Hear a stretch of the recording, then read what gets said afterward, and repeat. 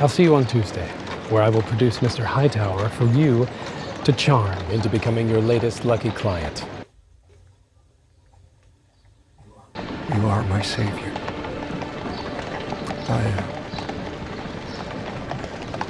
I thank you with all my heart. I don't like this. I don't like where this conversation is too heartfelt.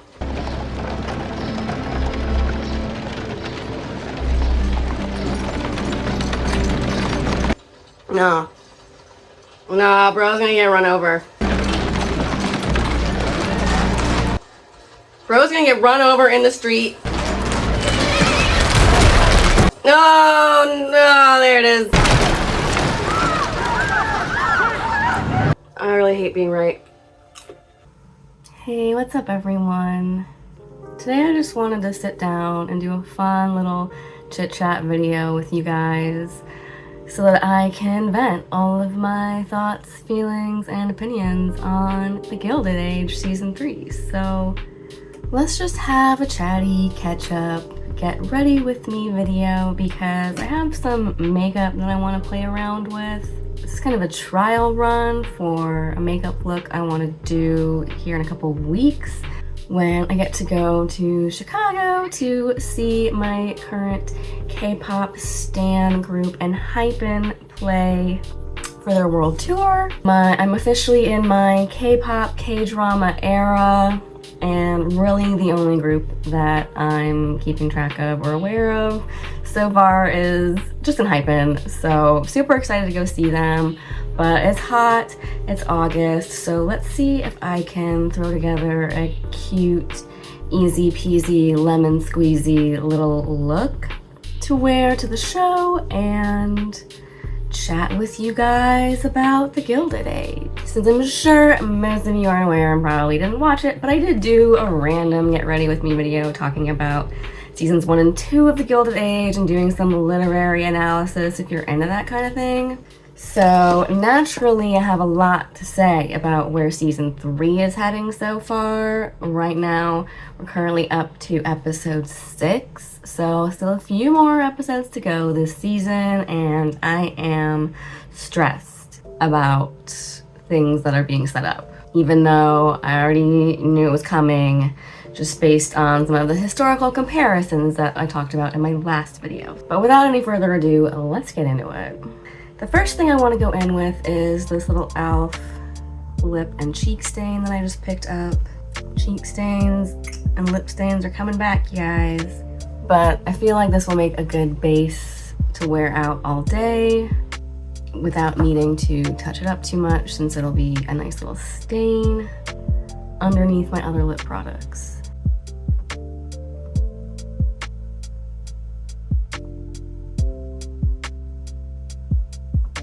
Alright, and I'm gonna leave that to dry down and do its thing while we do the rest of the makeup.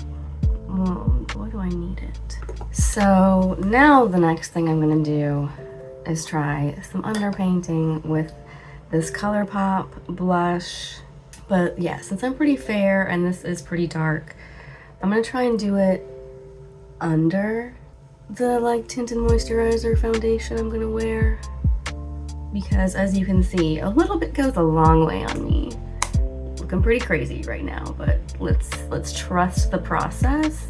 Hopefully this is gonna be easy peasy lemon squeezy and not difficult lemon difficult. So anyway, about The Gilded Age. We start off all aboard the SS Larion this season, and I am here for that ship's finally sailing. Loving some of Marion's looks so far this season. In particular, I noted that her outfit during the proposal scene in episode 5 really is starting to mirror Bertha's style. I mean, not only is she looking like a whole cupcake over here, this outfit is really mirroring not only Bertha's style, but also her, what I consider Bertha Russell's signature color, which is that like almost Tiffany blue or blue-green color. Not only that, but I noticed that Bertha herself was wearing a very similar outfit in, if not the same episode, then a preceding episode this season. So I wonder if that's Marion's subtle way of trying to endear herself to Bertha, so that Bertha will hopefully consider her a fitting match for Larry. Knowing Bertha's standards, I don't see that happening. However, I have to say that while we did see this mirroring of Bertha and her signature color in Marion going as far back as episode 3, when she attends dinner with the Duke at the Russells' house, that dress is fugly, y'all. And that's all I have to say about that.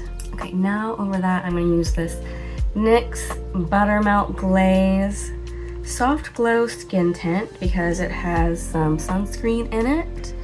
And I've had this for a while now and worn it out a couple times, and I really like the way that it looks and the way that it wears and how easy it is to apply. I literally just go in and smear it on with my hands. Might try to use a little bit of a brush and stuff this time. But this thing that just being like a skin. Actually, I feel like I don't want the brush to suck up too much of this. So we're gonna go in with this little foam cushion, and yeah, it does look like it's kind of just removing some of that blush underneath, but that's okay because I'm gonna go back over it with more. And since this is just a light tinted moisturizer, I can always go back over. Anyway, I thought we were all aboard the SS Larion, but the maiden voyage comes to a screeching halt not long after the proposal, when before Larry leaves town on business, he decides to visit a gentleman's club of ill repute.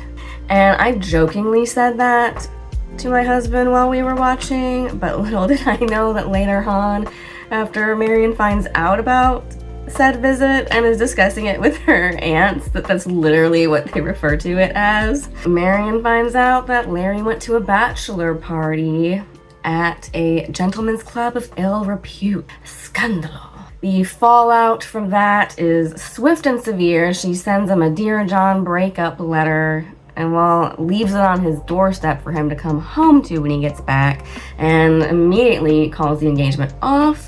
And I don't really blame her for this per se, because I'm sure she has some trust issues after what happened with the rake, Mr. Rakes. And then I also read an interview with the actress where she also mentions that Marion has previous trust issues from her own father, hiding things like his financial status or lack thereof, or just not being open with her when he was alive. So I don't blame her for not only taking issue with the fact that Larry lied about where he was going to her, but also it calls into question his entire character, because she naturally has to wonder, like, is he then the type of person that often frequents these types of establishments, and what does that say about him and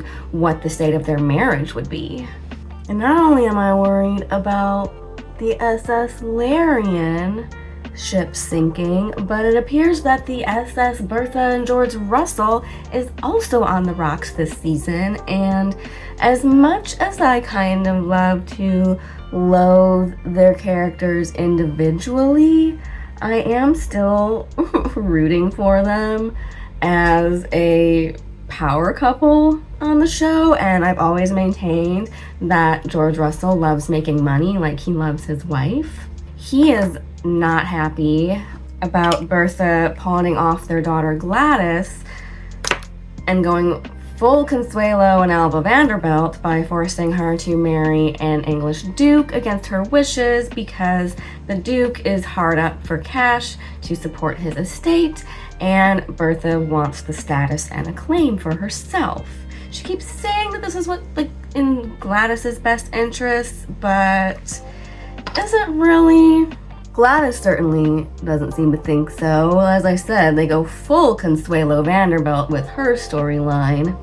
up to and including the alleged rumors and stories that Consuelo Vanderbilt was crying under her veil and had to be forced down the aisle, and perhaps even also tried to run away and elope as Gladys did at the beginning of the season. I'm a little bit surprised at the rushed pace of things this season. I felt like maybe in previous seasons, especially with things like Marion and even Oscar's relationship, or, you know, the one he tried to have going on with Maud Beaton last season, was more of a, like, these have been more of a slow burn than we got with Gladys's wedding. I was kind of shocked that we got Gladys's wedding as soon as like episode 4 or 5. Okay, next, before I forget, I'm gonna go in with this Unleasha Clear Brow Gel.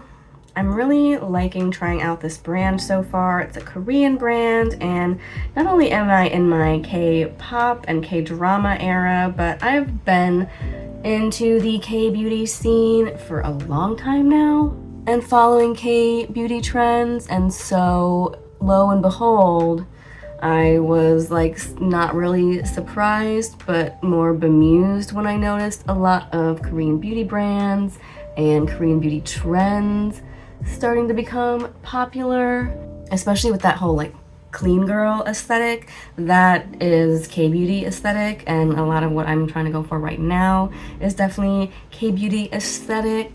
But yes, turns out George Russell is not at all pleased that his money and his daughter are being used as pawns in Bertha's social climbing schemes.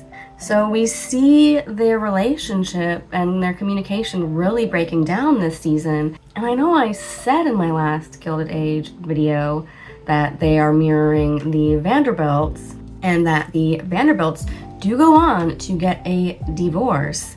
I am really nervous about how often the D word is coming up in this season.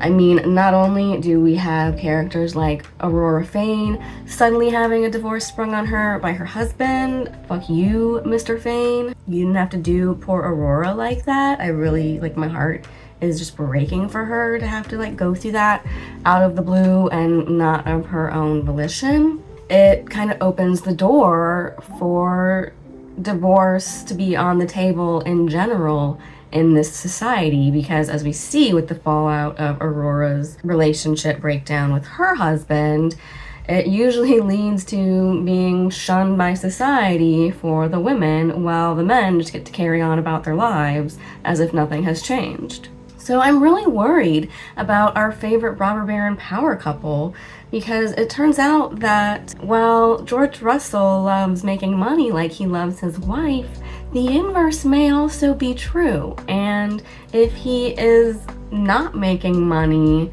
therefore he does not love his wife. Or when Bertha books an emergency trip to England to see/comfort Gladys, George threatens that he might not even be there when she gets back.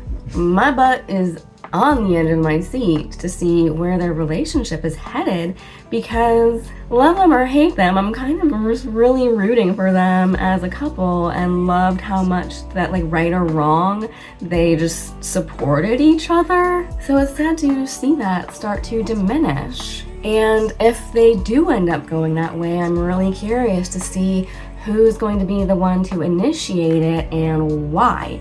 Because historically, it was Alva Vanderbilt who was the one who filed for divorce against her husband because of adultery, which was one of the very few reasons why you could legally get a divorce back in the day. So as we saw that play out with the Fanes, even though the husband was the adulterer, he made her be the one to file. I guess because he was the adulterer, he couldn't file, and she had to be the one to bring the accusations? I'm not sure. But either way, I'm curious to see if they do end up going that route with the Russells, who's going to be the one to initiate it, because right now they're really making it seem like it's going to flip-flop from historical, and that it's going to be George filing for divorce. But again, on what ground? We do kind of see him getting his hackles up a bit when he invites that one guy to dinner to try to do business with him, but has Bertha be the one to initiate it, and even straight up tells her that she's supposed to flatter and charm this guy for him, but then gets all mad and up in arms when she does just that. Or maybe he just felt like the flirting was going both ways a little too much on dude's part. I don't know. I'm not sure what he was mad about when, as Bertha said, she literally gave him exactly what he asked for and did exactly what he wanted her to do. Maybe he'll keep grinding an axe about that whole thing. Anyway, next I'm gonna go in with this glitter on matte eyeshadow duo, also from Unleasha. Because I had a lot of these like glitters that I wanted to try for the eyes. I've tested this one before and it's a little chunky to go on the eyeball, which makes me worried about fallout in my contacts if I'm gonna be wearing this all day. But let's just play around and see what we're working with here.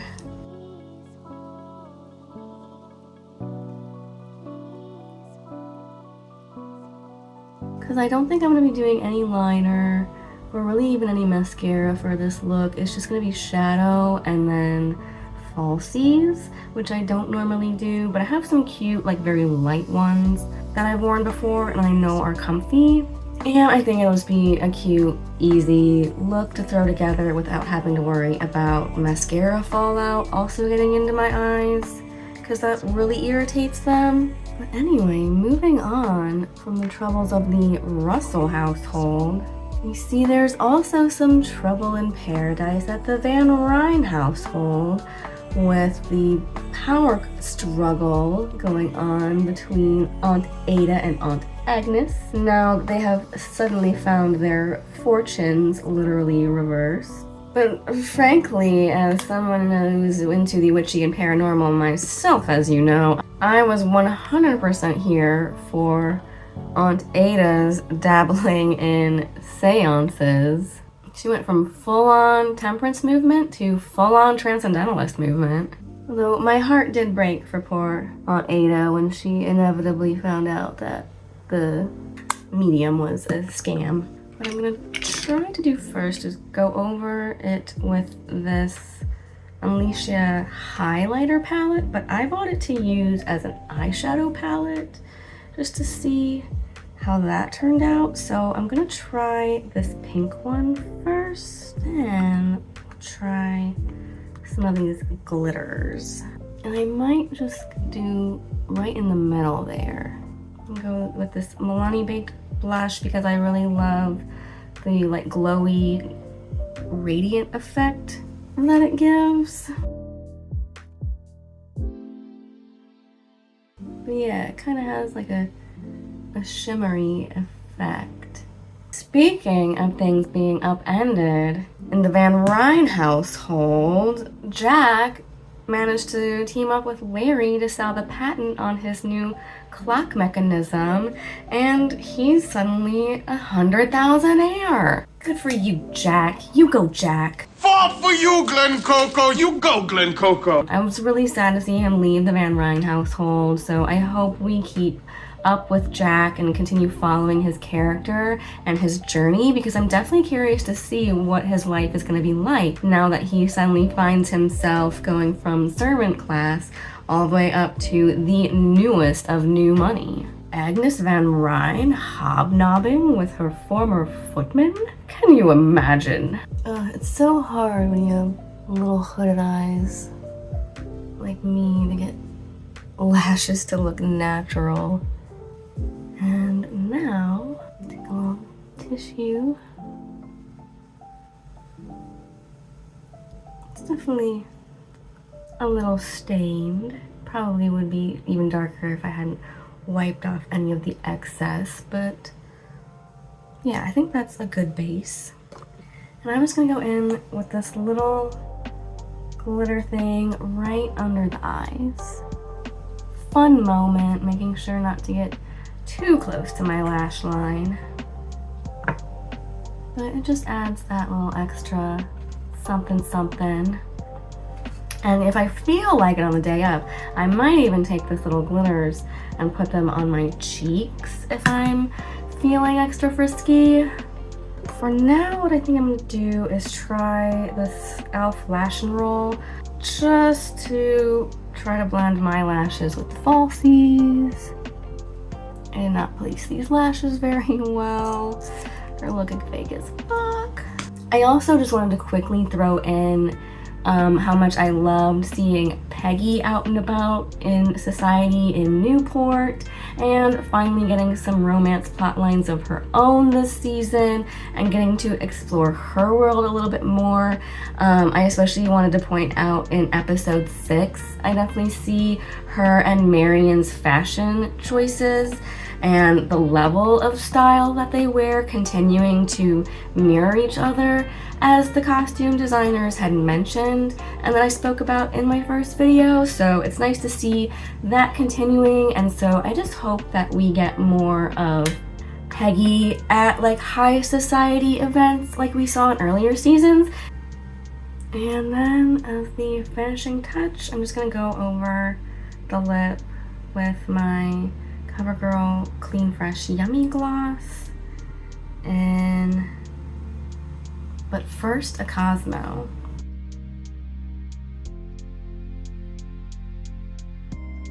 And there we have it. This is gonna be my makeup look for an Hype and K-pop concert. So I'm super stoked for that. Definitely gonna be an event of a lifetime for me, because the tickets were not cheap, let me tell you. So yeah, definitely once in a lifetime event for me. Thanks for just sitting down and getting chatty with me, or rather just listening to me get chatty about some of my favorite things in life that are sustaining my dopamine levels lately: costume dramas and K-pop. Other than that, I'm gonna leave this one off here. I hope that you liked this video. I'm really happy with how the look turned out, so I think this is gonna be great to wear out and about to the show all day and be able to be cute yet comfy. So yeah, thanks if you watched this all the way through. Appreciate you. Let me know if you also enjoy watching things like the Gilded Age. But man, all I can say is that Julian Fellows like really has a thing about transportation being out for people. So watch out for those stealth omnibuses.